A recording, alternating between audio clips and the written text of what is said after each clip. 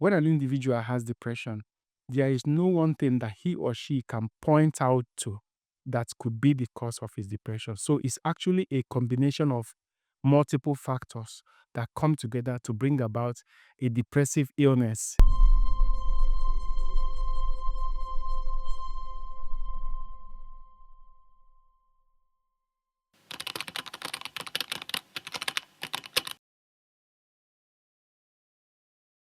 Hi, my name is Dr. Chuks. I'm a consultant psychiatrist, and today we are going to be dealing with the causes of depression. This topic was inspired by one person that I know. In recent time, he asked me, Doctor, what is the cause of depression? My daughter has been having depression. What could the cause be? So on that note, I had to do some explanation to him. And of course, today I want to tell my viewers what are the possible causes of depression. So that's what I'm going to be dealing with today. And I hope you enjoy the video. Now, depression is a complex condition that can be influenced by a lot of factors. These factors can include some biological factors, psychological factors, as well as social factors. So all these factors usually come together to bring about depression in an individual. So I think at this point it is important to note that there is no particular cause or there is no particular reason why an individual could be having a depressive illness. That means that when an individual has depression, there is no one thing that he or she can point out to that could be the cause of his depression. So it's actually a combination of multiple factors that come together to bring about a depressive illness in an individual. Now, let's look at the various factors that can contribute to someone having depression. We'll start with biological factors. Remember, I said that there are biological factors, psychological factors, as well as social factors that can come together to cause depression in an individual. There are other factors, anyway, which I'll also mention in the course of this video. So, number one biological factor is a disruption in the brain chemicals. There are certain chemicals in the brain that regulate our mood. These chemicals include serotonin. There is also another one called dopamine. These are the main chemicals that actually regulate our mood. So in some individuals, these chemicals get disrupted. The balance in these chemicals tend to shift. And when the balance shifts, the individual will usually start having some symptoms of depression. So this biological factor is very important because that is the basis in which our prescription medications are being given. So the medication that we take for depression usually work on these chemicals. They try to balance these chemicals.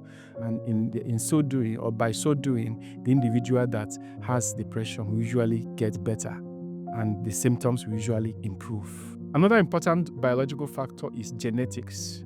It means that this depression can actually be transferred from parents to offsprings.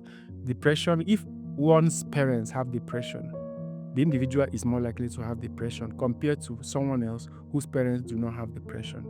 And if both parents have depression, there are more chances that the individual will have depression compared to another person whose only one parent have depression. So it tells us that there is a genetic predisposition to having depression. This is very important. This is also key when we are taking a history. It is very important that we find out or we inquire whether the parents of the patient has depression or have depression or not. Another biological factor is hormonal fluctuations. This you can agree with me, especially in women. Those periods there are hormonal fluctuations, there are changes in their hormone. Let's take for example, after childbirth or when a woman is about to have her menstruation or any other thing that can trigger a hormonal change in a human, it usually brings about depression in these individuals. So the hormonal interaction also interacts with the brain chemicals. So hormones have interaction with the brain chemicals, and when interaction happens, the individual may likely develop depression. So hormonal imbalances can actually trigger depression in humans or in individuals. Now that we have talked about biological factors, let's delve into psychological factors that may contribute to an individual developing depression. Now, there are some individuals who have this tendency to be pessimistic. So individuals who are pessimistic, individuals who have low esteem, naturally will have more tendency to develop depression compared to individuals who are optimistic and who have very good and high self-esteem. So that tells us that the personality of this individual will also contribute to why they are likely going to have depression compared to other people. Another one is a negative thinking pattern. Negative thinking pattern means that this individual, I think this also explains the pessimism that I've just talked about. People who are pessimistic have negative thinking pattern, and this negative thinking pattern will usually drive them to have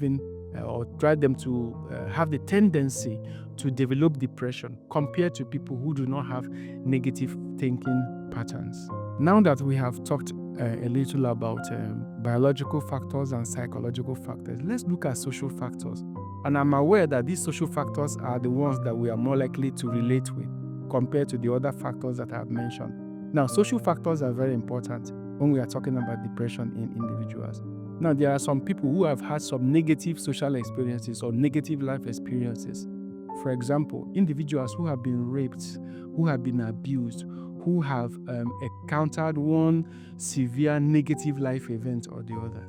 These occurrences, these events can actually make the individual more likely to develop depression compared to people who did not have these experiences. Okay, the next is environmental factors. Environmental factors are very important in depression too. Things like poverty, violence, as well as poor social support can predispose an individual to having depressive disorders. Other factors can also lead to depression. For example, chronic health conditions, chronic illnesses.